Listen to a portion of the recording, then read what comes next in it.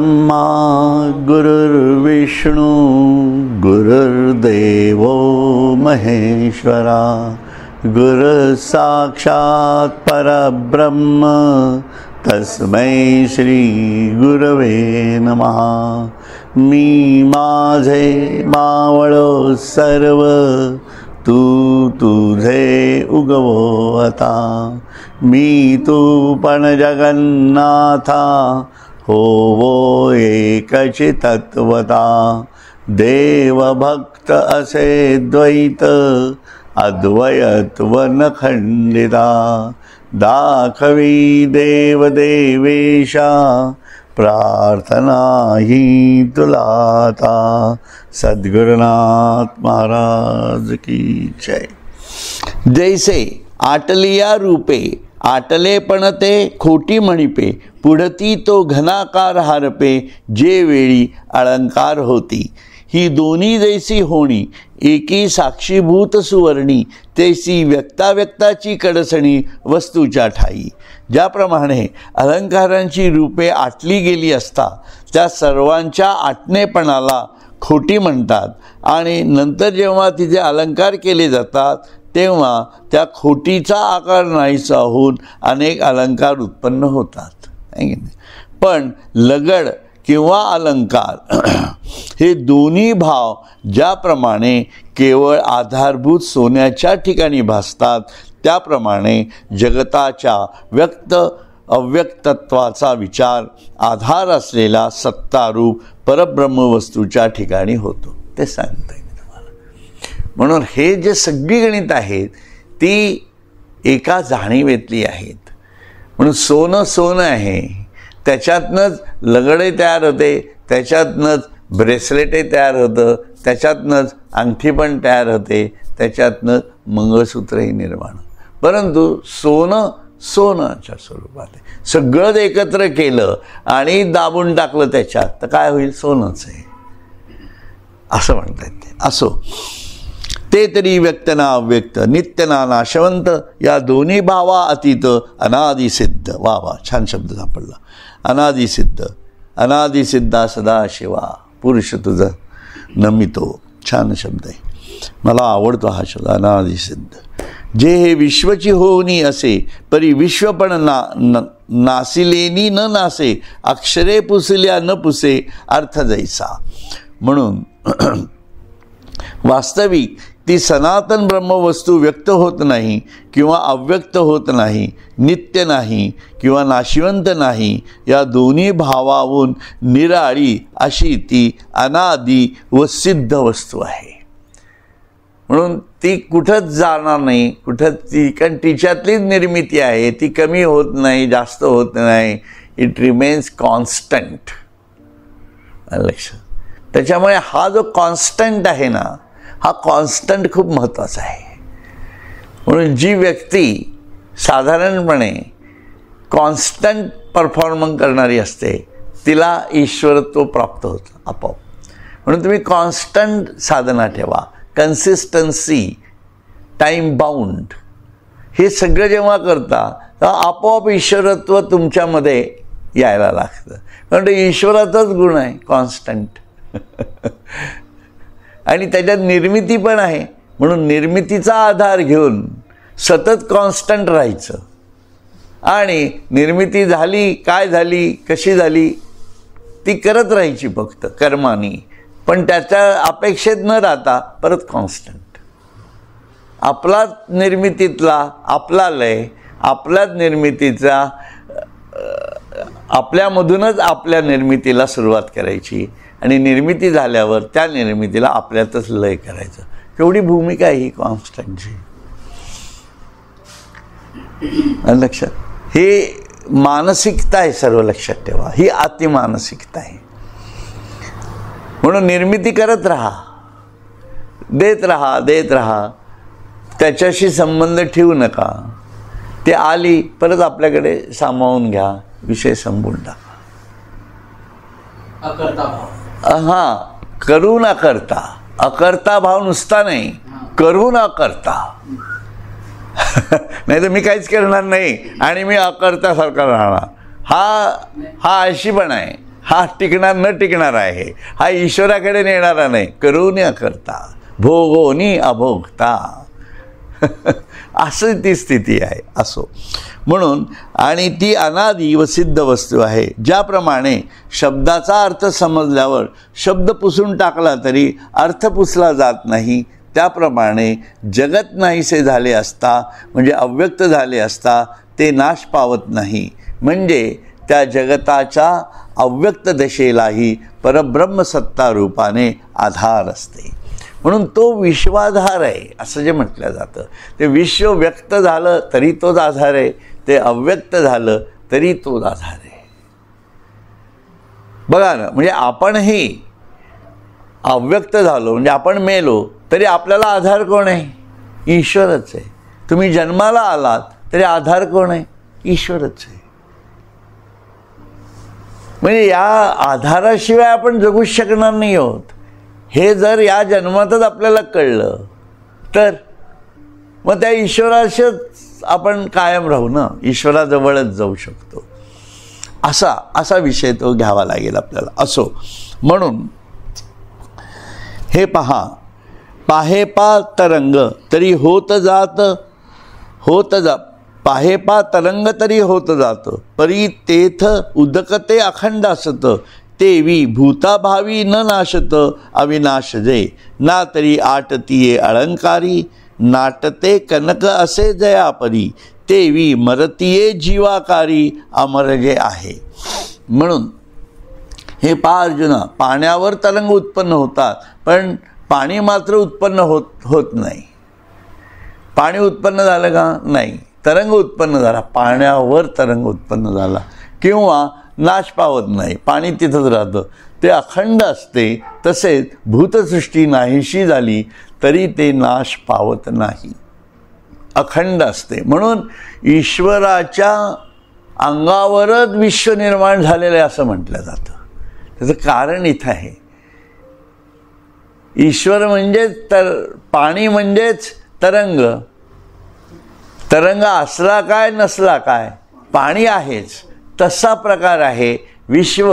असलं काय नसलं काय, ईश्वर आहेच. परंतु निर्माण जरी झालं विश्व तरी त्यात ईश्वरच आहे. सर्वं खलु इदं ब्रह्म. लक्षात येते का? म्हणून हा विचार असा ठेवावा लागतो आपल्याला. किंवा आटल्या जाणाऱ्या अलंकारात जसे न आटले जाणारे सोने असते, त्याप्रमाणे जीवाच्या नाशिवंत आकारात जे अविनाशी राहते, है ना. म्हणजे आटल्या जाणाऱ्या अलंकारात जसे न आटले जाणारे सोने असते. हे तुम्ही अलंकार केला तर त्यात सोनं आहेच ना, बरोबर आहे ना. ते अलंकारात अडकले का सोनं? सोनं अलंकारात अडकलेलं नाही, अलंकार सोन्यात अडकलेला आहे. लक्षात घ्या, दोन भूमिकामध्ये लक्षात घ्या. त्यामुळे आपल्यामध्ये जरी हा अलंकार तयार झाला असला, हा साचा जरी आपला तयार झाला असला, तरी याच्यामध्ये आत्मा आहे. पण आत्मा म्हणजे आपण नाही आहोत. म्हणून आपल्याला आत्मस्थितीत न्यावं लागतं. आत्मा हा जीवस्थितीत येतच नाही ना, तो आत्मस्थितीतच असतो. असा फरक आहे. म्हणून आपण आपलं वेगळेपण का काढलेलं आहे? अलंकारनी समजा अलंकार मानायला लागला, मी सोनंच आहे, मी अलंकार नाहीच आहे, असं जर अलंकार मानायला लागला तर तो सोनंच होईल ना. असा भाव तयार करा म्हणजे तुमच्या लक्षात येईल की मी नाहीच आहे, मी ईश्वरच आहे, मी आत्मस्वरूपच आहे. त्याला देहबुद्धी ते आत्मबुद्धी करावी असं म्हटलं जातं. असा ईश्वराचा भक्तीचा विषय आहे. म्हणून ही भक्ती फार वेगळ्या प्रकारची आहे. अव्यक्तो अक्षर इत्युक्त स्तमाहु परमां गतिम यम प्राप्य न निवर्तन्ते तद्धामं परमं मम. पुरुष स परहा पार्थ भक्त्या लभ्यस्त्व अन्यनया यस्यांतस्थानि भूतानि येन सर्वमिदं ततम्. अव्यक्तो अक्षर इत्युक्त स्तमाहु परमां गतिम यम प्राप्य न निवर्तन्ते तद्धामं परमं मम. ज्याला अव्यक्त अक्षर असे म्हटले आहे तीच माझी परमगती होय. आता इथं भगवंत सांगतायत माझी जी गती आहे ती गती आहे परमगती. आता अर्जुनाला त्या मैदानामध्ये ही गोष्ट केवढा वेळा झाला असेल तर तुम्ही विचार करा. आपण इथं जेवण खाऊन येतो मस्त आणि ऐकतो शांतपणे, तरी वेडे होतो. त्यांची काय स्थिती झाली असेल, खरं आहे ना? काय झालं असेल त्याचं, अरे हा माणूस सांगतोय काय मला. कृष्णाला असं वाटत असेल ना त्याला कधी. तो शेवटी हे सगळे विचार समजून घेण्याचेच विचार आहेत ना, आहे की नाही? मग तेव्हा कसं वाटलं असेल त्याला. तर काय म्हणतोय, ज्याला अव्यक्त अक्षर असे म्हटले आहे तीच माझी परमगती होय, तीच माझी स्वरूपस्थिती असून तिला प्राप्त झाले असता पुरुष पुन्हा संसारात येत नाहीत. कसलं पाप पुण्य घेऊन बसलायस, आहे ना? पाप पुण्य वगैरे काही नाही, ती परमगती आहे. त्या परमगतीला आला तर तू पापी हो पुण्यवान हो, संपला विषय. तिथं परत यायचा काही प्रश्न नाही. अर्जुनाने खरं इथं मिठीच मारली असेल कुठंतरी कृष्णाला, आहे की नाही? अरे मग आता कशाला मला युद्ध करायला लावतो, परमगतीलाच प्राप्त होतो ना. आहे ना? पण तिथं ईश्वरत्व, मित्र अशा दोन गोष्टी वेगळ्या जाणीवेमध्ये होत्या. लक्षात घ्या. अजूनही म्हणून गुरु साक्षात परब्रह्म, हे गुरु सांगतोय सर्व. खरं तर आता श्रीकृष्ण संपूर्ण गुरुभावात गेलेला आहे, पण अर्जुनाला कळत नाही आहे, अशी स्थिती निर्माण झालेली आहे. कुठला अध्याय? 8वा आहे. 9व्या 10व्या अध्यायापर्यंत तो गुरु स्वतःचंच वर्णन करत असतो, परंतु अर्जुनाला कळत नसतो अरे हा कृष्ण आहे देहधारी, हा कृष्ण आहे. मग जेव्हा तो विश्वरूप दाखवतो तेव्हा त्याला गुरु साक्षात परब्रह्म हे कळतं. हा सगळा वेगळा विषय चालतो ना. म्हणून मी तुम्हाला म्हणतो की खऱ्या अर्थाने अर्जुनाला ज्ञानेश्वरी विश्वरूप दर्शनानंतर कळायला लागली, म्हणजे भगवद्गीता. म्हणून वेगळ्या भावनेने तेच विषय पुढे आलेले आहेत, आहे ना? तेच विषय परत आलेले आहेत ना प्रपंचाविषयीचे. मी कसं ते काय त्यांनी ऊर्ध्व मूल मध शाखा वगैरे सगळे नंतर, क्षर अक्षर हे सगळे नंतर आलेले आहेत. प्रकृतीच्या गोष्टी सर्व, हे सर्व स्वरूप नंतर येतं. असो, म्हणून पुरुष पुन्हा संसारात येत नाही. अर्जुना, ज्या या प्रकृतीच्या पलीकडे असणारा अक्षर पुरुषाच्या ठिकाणी हे सर्व भूते भासतात. बघा, म्हणजे ज्या ह्या प्रकृतीच्या पलीकडे असणाऱ्या अक्षर पुरुषाच्या ठिकाणी ही सर्व भूते भासतात. म्हणजे आता तुम्ही लक्षात घ्या, प्रलयाच्या जाणीवेमध्ये सर्व अव्यक्त झालेलं आहे. तर अव्यक्त ब्रह्म काय आहे? अक्षर पुरुष आहे. अव्यक्त ब्रह्म ज्याच्यामध्ये ही सर्व जो आधार आहे या सर्व याला, आणि कोणाच्या ब्रह्मदेव वा देव सुषुप्तीत गेलेला आहे. विश्व सर्व अव्यक्त झालेलं आहे. त्या अव्यक्ताचा आधार कोण आहे? तर ते अक्षर ब्रह्म आहे. म्हणून ते काय म्हणतात तिथं बघा, अर्जुना, ज्या ह्या प्रकृतीच्या पलीकडे असणाऱ्या अक्षर पुरुषाच्या ठिकाणी ही सर्व भूते भासतात, आहे की नाही? व जो ह्या सर्व भूत सृष्टीत भरून आहे तो परमपुरुष माझ्या अनन्य भक्तीनेच प्राप्त होऊ शकतो. पण ती भक्ती कुठल्या याच्यावर काय म्हणतात, कुठल्या तुलनेत गेली बघा. म्हणून त्यांनी इथं खूप स्पष्ट केलेलं आहे, अर्जुना, ज्या या प्रकृतीच्या पलीकडे असणाऱ्या अक्षर पुरुषाच्या म्हणजे अव्यक्त जाणीवेमध्ये ही सर्व भूते भासतात व जो ह्या सर्व भूतसृष्टीत भरून आहे, सर्व भूतसृष्टीत भरून आहे तो परमपुरुष माझ्या अनन्य भक्तीनेच प्राप्त होऊ शकतो. म्हणून ब्रह्मस्थितीच्या या जाणीवेमध्ये तुम्हाला जर घालून घेतलं आणि तिथं जी तुमची भक्ती तयार होईल तेव्हाच तुम्ही माझ्यापर्यंत येऊन पोचणार आहात, तरच मी पुरुषोत्तम हे तुम्हाला कळू शकेल.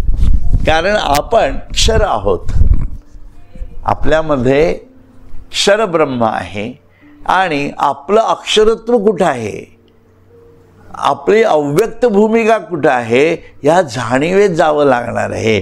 आणि त्या जाणीवेमधनं म्हणजे जीवात्मा आला. म्हणून जीवात्म्याचा आधार कोण आहे, त्या जीवात्म्याच्या आधाराला आपण समजून घेऊन तेव्हा ती जी भक्ती तयार होईल तो माणूस परमपदाला पावू शकतो, तो माझ्यापर्यंत पोचू शकतो. नाही तर जन्ममृत्यूच्या फेऱ्यात अडकलेला आहे तो, आहे ना. म्हणून क्षराने अक्षरत्वाची भूमिका समजून घ्यावी क्षरस्थितीत, आणि अक्षरत्वाच्या जाणीवेला आधार कुठला आहे पुरुषोत्तमाचा, त्या पुरुषोत्तमाची भक्ती करावी, ती ही अव्यक्त पुरुषोत्तमाची करावी, त्या निरंजनाची करावी. म्हणजे ती जी परमभक्ती तयार होते तो भक्त मला प्रिय असतो. थोडक्यामध्ये म्हणजे प्रिय भक्ताची तुलना कुठे गेली बघा एकदम खटकीने, आणि हे स्वतः भगवंत सांगतायत. म्हणून माझ्या अनन्य भक्तीनेच तो प्राप्त होऊ शकतो असं म्हटलेलं आहे. जया ते अव्यक्त म्हणो ये कोडे, म्हणता स्तुती हे ऐसे नावडे, जे मनबुद्धी न सापडे म्हणून या. आणि आकारा आलिया जयाचे, निराकारपण न वचे, आकार लोपे न विसंचे नित्यतागा.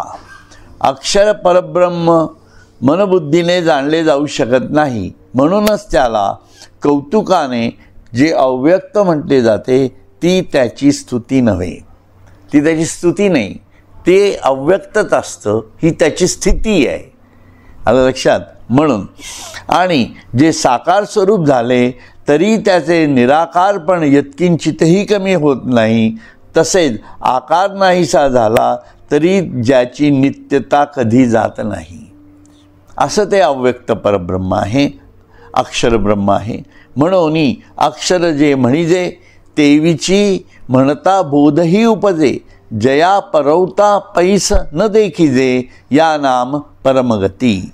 म्हणूनच त्याला अक्षर म्हणतात व तसेच त्याने त्याचे ज्ञानही होते, ज्याच्या पलीकडे काहीच नाही, म्हणूनच त्याला परमगती म्हणतात. म्हणून अक्षर ब्रह्माच्या पलीकडे अक्षर पुरुष म्हटलं जातं, अक्षर पुरुषाच्या पलीकडे काहीच नाही, म्हणजे पुरुषोत्तमच आहे असं आहे.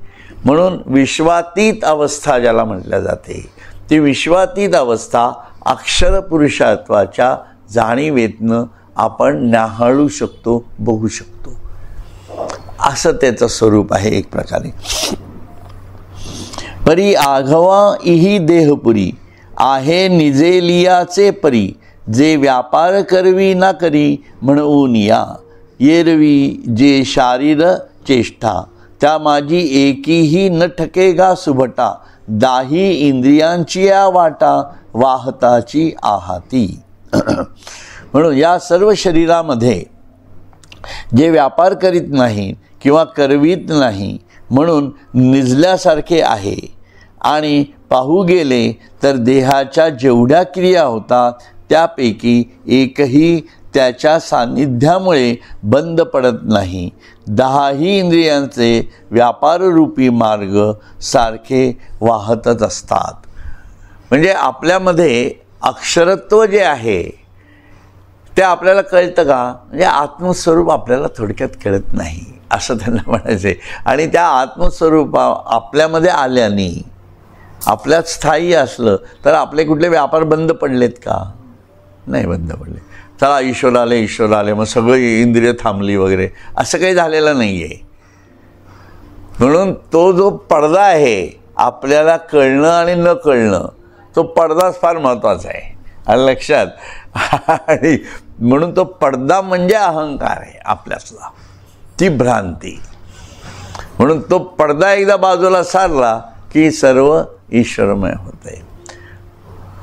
असं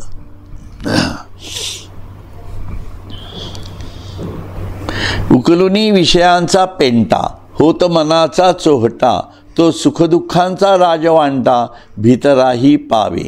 परी रावो पोहडुलिया सुखे, जैसी देशीचा व्यापार न ठके, प्रजा आपुलालेनी अभिलाखे, करीतीच असती. म्हणून विषयांचा बाजार मांडला जाऊन मन त्या बाजारातील चावडी होते.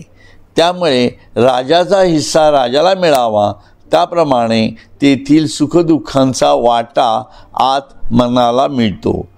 पण राजा सुखाने झोपला असताही ज्याप्रमाणे शहरातील व्यापार बंद पडत नाहीत, प्रजा आपापल्या इच्छेप्रमाणे व्यापार करीतच असतात, त्याप्रमाणे बुद्धीचा जाणणे हा व्यापार किंवा मनाचे त्याग स्वीकार हे व्यापार, इंद्रियांच्या क्रिया हा व्यापार, स्फुरणे हा वायूचा व्यापार. म्हणजे थोडक्यात त्यांना काय म्हणायचं आहे, मी थोडं पुढचं वाचलं मुद्दामून, की याच्यामध्ये सुखदुःख जी काही आहेत ती ज्या जाणीवेत जायला पाहिजेत त्या जाणीवेत जातातच. तुम्ही झोपलेला असा का जागे असा, आपल्याला कळतं का? आपल्याकडनं जे कर्मबंध तयार होत राहतात ते कर्मबंध आपल्याला कळतच नाहीत ना.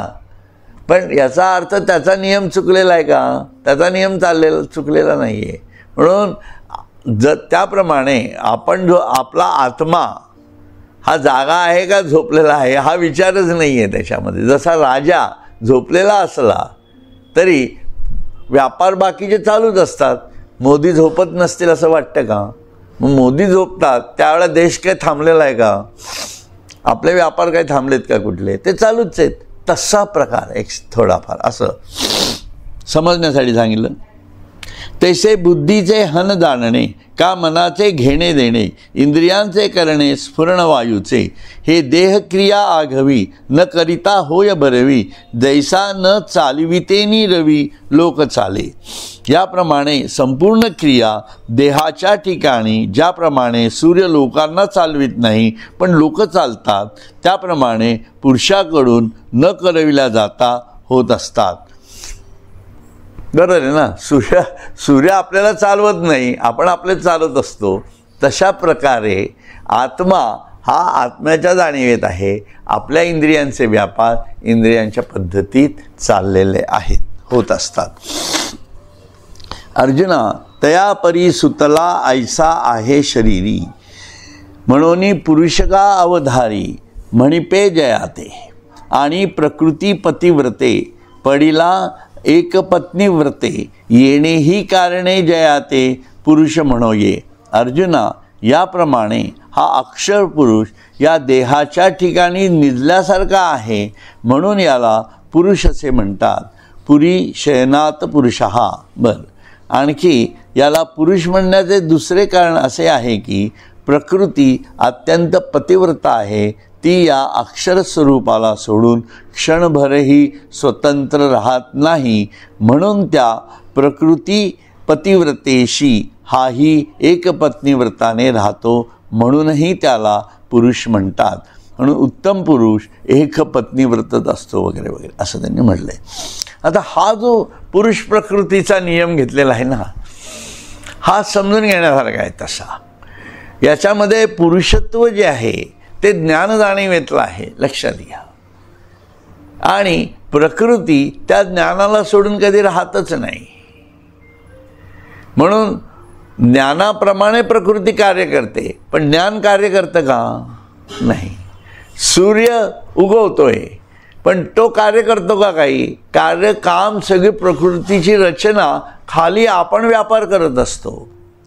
त्याप्रमाणे ही प्रकृती त्याच्याशी एकनिष्ठ आहे, कारण ती त्याला सोडून राहतच नाही कधी. तिचा नियमच आहे, म्हणून तिला पतिव्रता म्हटलेलं आहे. लक्षात की ती त्याला सोडून तिचं कार्य होऊच शकत नाही कधी, कारण ती मूळ भूमिका आहे. मग तो तिथं झोपलेला असला असं एक उदाहरणार्थ म्हटलं आपण. खरं हे सगळं अतिमानसिक आणि अतिचेतन स्वरूपातल्या गोष्टी आहेत. प्रकृती आणि पुरुष हा दोन्हीही एकाच जाणीवेतला खेळ आहे. म्हणून हे सगळं एकच आहे खरं तर. म्हणजे जसं आपल्यातली शक्ती आणि आपण वेगळं असतो का? माझी शक्ती आणि मी वेगळा नसतोच कधी. पण कार्य कोण करत असतं? माझी प्रकृती कार्य करत असते.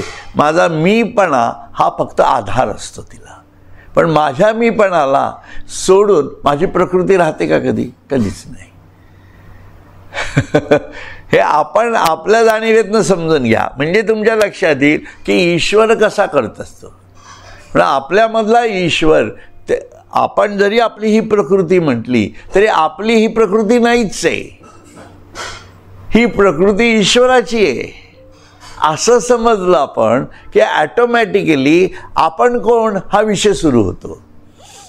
मग आपण ईश्वर नाही का? मग ही प्रकृती जर माझी नाही आहे, मी वापरतो तर मला वापरायला दिलेली आहे, मग मी कोण आहे? मग मी मला वेगळा समजतो आहे अशी धारणा मी तयार करून घेतलेली आहे. म्हणून तो आत्माच हो ना. कारण तुला प्रकृती व्हायचं कारणच नाही आहे काही. म्हणून तू आत्मा हो, तू आत्मस्थितीत जा. प्रकृती खालती तुझीच राहणार आहे, ती जाणार आहे कुठं? म्हणून तू आत्मस्थितीत गेलास की ॲटोमॅटिकली सर्व प्रकृती तुझ्याबरोबरच राहणार आहे. आणि ती प्रकृती जाईल त्यावेळेला तू पण जाणार आहेस. विषय किती खोल होतो, एकदम सुंदर होत जातो. मग भीती राहतच नाही ना. कारण माझ्याबरोबर कोण आहे? माझी शक्ती माझ्याबरोबर कायम आहे की नाही? कारण आपण ज्याला आपली शक्ती मानून या जीवनात जगत असतो ती शक्ती जाऊ शकते, हा आपल्या सगळ्यांचा अनुभव आहे की नाही? मग ती शक्तीला धरायचं कशाला? जी शक्ती आपली नाहीच, ती आपली नाहीच ना. मग आपली शक्ती कुठली आहे? आपली प्रकृती जी आहे त्या प्रकृतीला आपलं जर समजायचं असेल तर आपल्याला ही देहबुद्धी जी आहे ती काढून आत्मबुद्धीतल्या ही सगळी प्रकृती हीच काय? स्वरूपाची आणि विश्वरूपाची दोन्ही प्रकृती तुमचीच होणार आहे.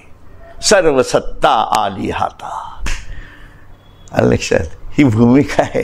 म्हणून साधना कशा स्वरूपातनं विचाराच्या जाणीवेतनं सतत ठोकून ठोकून ठोकून काढावं लागणार आहे, लक्षात ठेवा. म्हणून ज्ञानेश्वरी एवढी मोठी का? त्याचं कारणच हे, कारण ही ज्ञानेश्वरी सर्वसामान्य लोकांसाठी केलेली आहे. भगवद्गीता फक्त अर्जुनासाठी आहे. तुम्ही भगवद्गीता पाठ केली तरी तुम्ही अर्जुन पण होऊ शकणार नाही, लक्षात ठेवा. म्हणजे हे वाक्य लिहून घ्या. म्हणजे याचा अर्थ तुम्ही भगवद्गीता पाठ करू नका का? पाठ जरूर करा, काही प्रॉब्लेम नाही आहे.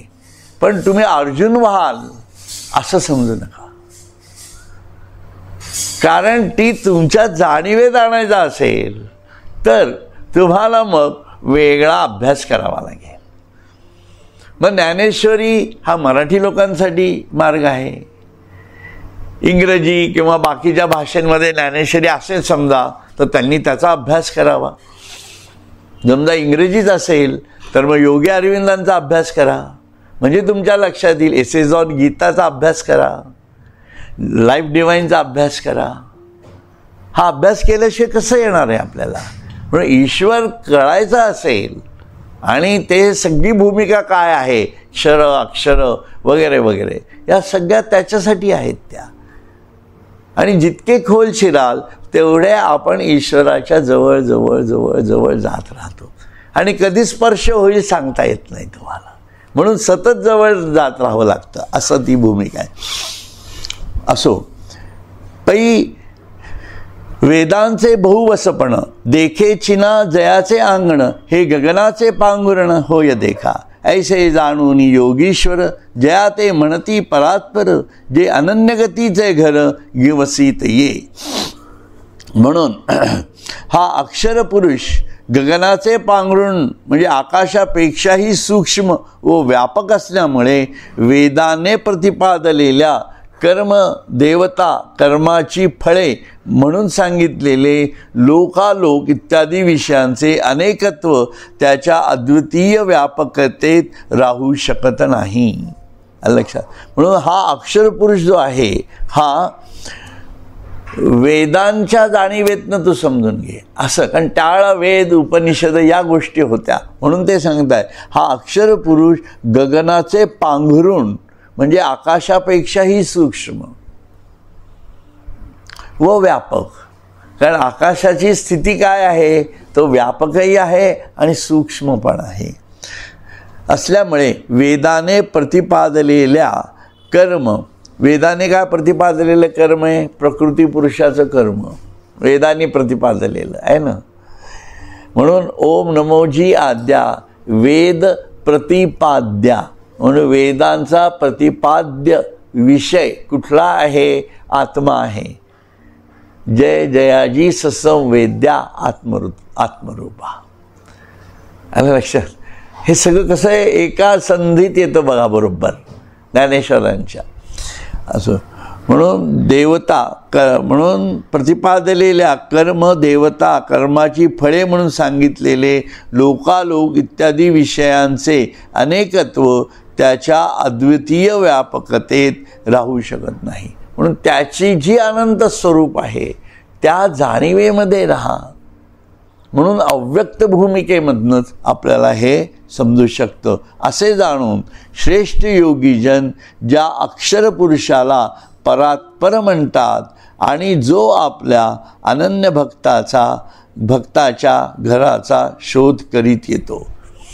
म्हणून या अक्षर पुरुषाला जाणणं क्षरावस्थेत बघा अशी जी स्थिती मानसिकता ज्याची तयार होते, म्हणजे स्वरूप आणि विश्वरूपाचा आधार या दोन्ही भूमिकेतनं जो मला जाणत राहतो सारखं, त्याच्या मनामध्ये ते काय म्हणतायत, त्या भक्ताच्या घराचा शोध करीत येतो. कोण? परमेश्वर. म्हणून श्रीखंड्या का आला याची कारण आपल्याला सांगू शकता. पांडुरंग स्वतः तुकारामाला घ्यायला का आले त्याचं कारण नाही. विष्णू स्वतः ज्ञानेश्वरांच्या समाधीच्या वेळेला का आले त्याची कारणं याच्यात भरलेली आहे. हे सगळे येतात लक्षात. जे कोणी जे तनु वाचा चित्ते नाईकती दुजिये गोष्टी ते तया एकनिष्ठांचे पिकते सुक्षेत्र जे. जे कोणी काया वाचा मनाने एका अक्षर पुरुषा वाचून दुसरी गोष्टच ऐकत नाहीत, अशा एकनिष्ठ पुरुषाच्या एकनिष्ठेचे उत्तम पीक देणारे हा अक्षर पुरुष शेतच होय. हा अक्षर पुरुष शेतच होय म्हणजे तो त्याला मुबलक देत राहतो. म्हणून निर्गुणच जाणीव अव्यक्ताचीच जाणीव ठेवावी लागणार आहे. किती स्पष्ट सांगितलंय बघा याच्यामध्ये, किती अव्यक्त भूमिका सांगितलेली आहे. म्हणून रामाला कृष्णाला जे कोणी देवदेवता असतील तुमच्या त्या सर्वांना अव्यक्तात बघा. तुमच्या कुलदेवतेला सुद्धा अव्यक्तात धुंडाळा आणि अव्यक्ताची भक्ती करा. म्हणजे अव्यक्ताच्या भूमिकेत जेव्हा जाता तुम्ही तेव्हा अक्षर ब्रह्म आणि तो पुरुषोत्तम, तुम्ही स्वतः अक्षर ब्रह्माच्या भूमिकेत येता आणि क्षर पुरुषोत्तम थेट तुमच्या घरात येतो असं म्हणता येते. हे त्रैलोक्याची पुरुषोत्तम बघा आता पुढे. हे त्रैलोक्याची पुरुषोत्तम ऐसा सात जयाचा मनोधर्म तया आस्तिकाचा आश्रम पांडवगा. हे संपूर्ण त्रैलोक्य सच्चिदानंद भगवत रूपच आहे असा ज्याच्या मनाचा पक्का निश्चय झाला त्या आस्तिक पुरुषाला बघा. आस्तिक कोणाला म्हटलंय? ज्ञानेश्वरांनी. तो आस्तिक, त्या आस्तिक पुरुषाचा अर्जुना हा अक्षर पुरुष म्हणजे राहण्याचा आश्रय आहे. म्हणून सतत संपूर्ण विश्व हे ईश्वराच्या जाणीवेतनंच तयार झालं आहे.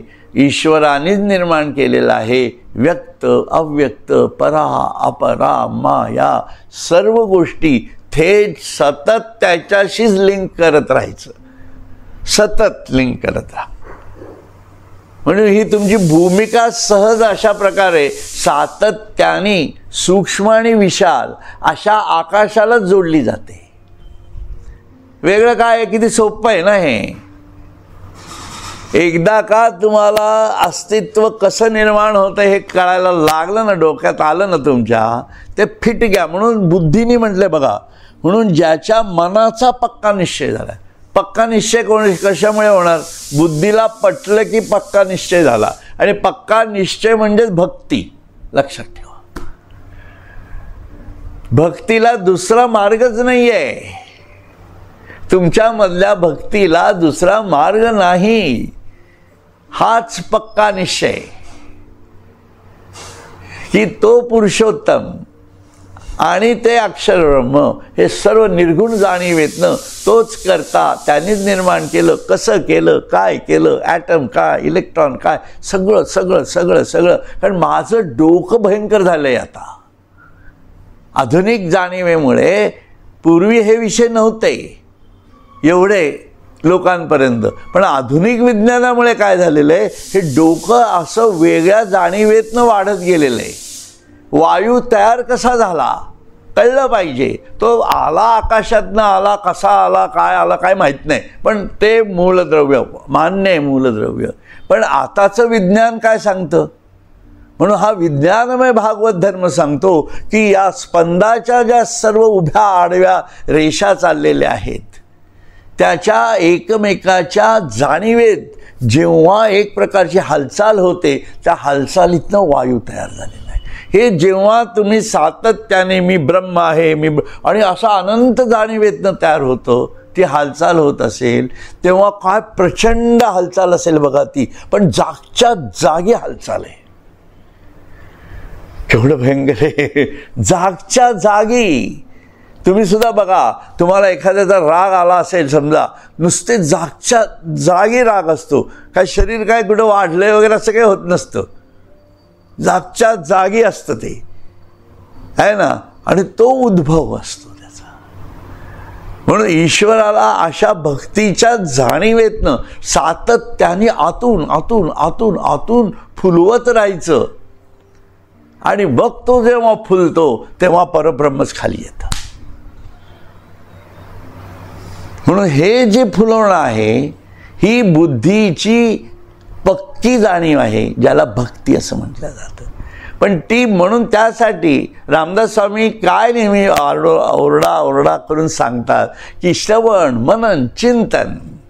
आणि हे सर्व भक्ती म्हणणारी लोक आहेत ना, यांनी हे सगळं सोडून दिलेलं आहे. यांना श्रवण नको असतो, मनन नको असतो, चिंतन नको असतं. आणि तिथं सर्व गोंधळ होतो. मग कळत नाही, मग नुसतीच भक्ती असते आमची. पण ईश्वराला ते विदित नाही आहे. म्हणून ईश्वर कृपा करेल अशा भक्तावरती. म्हणून तो अर्थार्थी असेल, आर्ता असेल, जिज्ञासू असेल, काय जे असेल ते. परंतु या स्थितीपर्यंत ती आकांक्षा, ती जिज्ञासा, ती भूमिका आपल्याला जाणून घ्यावी लागणार आहे. म्हणून अर्जुनाला त्या स्टेजपर्यंत कृष्णाने कसं नेलं असेल बघा, तुम्हीच विचार करा. एकदम भारी आहे सगळं प्रकरण. जे निगर्वाचे गौरव, जे निर्गुणाची जाणीव, जे सुखाची राणी व निराशांसी, जो निरभिमानाचे थोरपण आहे, जो निरभिमान्यांचे थोरपण आहे, जो निर्गुण स्वरूप झालेल्या पुरुषाची केवळ जाणीव आहे, व जो अक्षर पुरुष विषय सुखाविषयी निरीच्छ झालेल्या पुरुषाचे परमसुखाचे राज्य होय. म्हणून त्याची दुसरी इच्छाच राहत नाही ना. काही एकच इच्छा असते ना, ईश्वर प्राप्तीचीच इच्छा. या जाणीवेमध्ये तो जरा असतो सतत. त्यामुळे तो त्याचा अभिमान काय असतो का? अभिमान काहीच नाही आहे. कारण तो कसा निर्माण झाला हे त्याला माहिती आहे. अभिमान निर्माण व्हायचं काय कारणच येत नाही ना. अहंकार कशासाठी? अरे मी कसा निर्माण झालो, काय बावळट छाप आहे मी, आहे ना. आणि मी त्या ईश्वरासाठी करतोय हे सगळं. हे जर असेल, आपला कॉन्सेप्ट क्लिअर असेल, तर अहंकाराचा विषय येत नाही ना कुठं. उलट तो सगळ्यांना घेऊन आपल्याबरोबर घेऊन जाऊन त्या स्थितीपर्यंत आणू शकतो. एवढी ताकद त्याच्यामध्ये तयार होऊ शकते. असो, म्हणून जो निर्गुण स्वरूप झालेल्या पुरुषाची केवळ जाणीव आहे, व जो अक्षर पुरुष विषय सुखाविषयी निरीच्छ झालेल्या पुरुषाचे परमसुखाचे राज्य होय. छान आहे. जे संतोषिया वाढिले ताट, जे अचिंता अनाथाचे मायपोट, भक्तिसी उजुवाट जया गावा. जे अखंड संतुष्ट राहणाऱ्या पुरुषापुढे वाढलेले ताट आहे. संसाराची चिंता सोडून निश्चिंत झालेल्यांना व परमेश्वरा वाचून ज्यांना दुसरा स्वामी नाही अशांना जो अक्षरपुरुष आईप्रमाणे पोटाशी घेणारा आहे आणि ज्या अक्षरपुरुष रूपगावाला जाण्याकरता भक्ती हाच सरळ मार्ग आहे की नाही. म्हणून त्या अक्षरपुरुषाच्या निर्गुण परब्रह्माच्या जाणीवेमध्ये आपल्याला घेत राहणं आणि हा भक्तीचा सरळ मार्ग आहे. सरळ मार्ग का म्हटलं, कारण आपण ज्या व्यक्त स्वरूपात आहोत त्या व्यक्त स्वरूपामधनं अव्यक्तामध्ये जायचं, नाभीपासून ब्रह्मरंध्रापर्यंत जायचं, हा श्वासाचा सरळ मार्ग आहे ना. असा सरळ मार्ग आहे. आणि मग तो प्रेमाने पोटाशी घेतो. तो तुम्हाला दूर कसं सारेल. निज भक्ता घेई जवळी, कृपा कटाक्षे कुरवाळी. आणि मग तो जेथीचा तेथे नेमून निघाली, आनंदे मेळी स्वरूपाच्या. बरोबर आहे ना. मग या आनंदात तो घेऊन जातो. असो हे एक सांगोनी वाया, काय फार करू धनंजया, पै गेलिया जया ठाया, तो ठावोची होईजे. हिवाची या झुळका, जैसे हिवची पडे उष्णोदका, का सामोरा जालिया अर्का, तमची प्रकाश होये. तैसा संसार जया गावा, गेला सांगता पांडवा, होऊनी ठाके आगवा मोक्षाचाची. हे याप्रमाणे एक एक गुणाचे वर्णन करून अर्जुना किती विस्तार करायचा, किती सांगायचं आहे की नाही. ज्या ठिकाणाला गेले असता जाणाराच ठिकाण होऊन जातो. जाणाराच ठिकाण होऊन जातो. ज्याप्रमाणे थंड वाऱ्याच्या झुळकांनी ऊन पाणी थंड होते किंवा अंधार सूर्याच्या समोर आला की ज्याप्रमाणे तोही प्रकाश होऊन जातो, त्या गावचाच होऊन जातो तो. त्याप्रमाणे ज्या गावाला गेले असता अर्जुना संपूर्ण संसारच मोक्षरूप होऊन जातो. म्हणून तू या अक्षर ब्रह्माच्या जाणीवेत जा असं सांगतायत ते. असो तरी अग्नी माझी आले, जैसे इंधनची अग्नी जाहले, पाठीन निवडेची काही केले काष्ठपण. ना तरी साखरेचा मागवता, बुद्धिमंतपणेही करिता, परी ऊस नवे पंडुसुता जिया परी. जशी लाकडे अग्नीत घातली की अग्निस्वरूप होऊन जातात, नंतर अग्नीपासून त्यांचे लाकूड पण अलग राहत नाही. बरोबर. किंवा मोठाही बुद्धिमान झाला तरी ज्याप्रमाणे एकदा ऊसाची साखर झाल्यानंतर पुन्हा त्या साखरेचा ऊस तो करू शकत नाही. किती बुद्धिमान झाला तरी उलटी गंगा नाही जाणार आहे. म्हणून लोहाचे कनक जाहले, हे एके परिसेची केले, आता आणिक कैचे ते गेले लोहत्व आणि. म्हणून तूप होऊनी मागवते, जेवी दूधपणा न येची निरुते, तेवी पावोनिया जयाते पुनरावृत्ती नाही. म्हणून एका परिसाच्या योगानेच लोखंडाचे सोने झाले. आता ते गेलेले लोखंड पण आणिक म्हणजे पुन्हा परत कसे आणणार, ते काय परत येऊ शकत नाही. म्हणून ज्याप्रमाणे दुधाचे तूप होऊन गेल्यावर त्या तुपाला पुन्हा दूध निश्चयाने करता येत नाही, त्याप्रमाणे ज्या अक्षरपुरुषाला प्राप्त झाले असता पुन्हा जन्ममरणरूपी संसार प्राप्त होत नाही. थोडं खोल सांगितलं बघा याच्यामध्ये आहे की नाही. ते माझे परम साचो कारे निजधाम, हे अंतुवट तुझं वर्म दावीजत असे. आता तुला हे वर्म मी दाखवलेलं आहे बघ, माझं वर्म मी तुला दाखवलं आहे अर्जुना. हेच माझे खरोखर अविनाशी प्राप्तव्य स्वरूप होय. म्हणून भगवंत हा परमेश्वर ज्याला म्हणतो तो पुरुषोत्तम जाणीवेमध्ये कशा प्रकारे अक्षर ब्रह्माच्याच जाणीवेतनं पुरुषोत्तम स्वरूप प्राप्त केलेलं असतं आणि तिथून हे अवतार येतात खाली, लक्षात घ्या. आणि आपण तो पुरुषोत्तम आपल्यामध्ये सुद्धा आत्मस्वरूपात बसलेला आहे. हे जेव्हा तुम्ही समजून घेता तेव्हा हा विश्व होतं ना ते खूप छोटं होऊन जातं. लक्षात ठेवा, तो पुरुषोत्तम थेट आपल्याजवळ आलेला आहे. ही भावना तयार होते आणि अक्षर ब्रह्माच्या म्हणून या निर्गुण जाणीवेमधनं आपल्या स्वतःच्या स्वरूपाच्या व्यक्ततेतनं अव्यक्त काय आहे हे समजून घ्यायचं. विश्वस्वरूपाच्या व्यक्ततेतनं अव्यक्ततेत जायचं आणि ह्या निर्माण करणारा अक्षर ब्रह्म अक्षर पुरुष कसा आहे हे जाणं ससंवेद्य करायचं. हा दिसणार नाही आहे आपल्याला, ही ससंवेद्यता आहे आपल्या जाणीवेतनं तयार केलेली. आणि तिथं हेच माझे खरोखर अविनाशी प्राप्तव्य स्वरूप होय, हे मी माझ्या अंतःकरणातील गुह्य तुला दाखवीत आहे. म्हणून हे अंतःकरणातलं गुह्य मी तुला दाखवीत आहे म्हणजे इथं सांगत आहे असं. आणि ज्या वेळेला प्रत्यक्ष ज्ञानेश्वर बोलत असतील, प्रत्यक्ष कृष्ण सांगत असेल, ते एक प्रकारे केवढी भारावलेली स्थिती असेल ती तुम्ही विचार करा.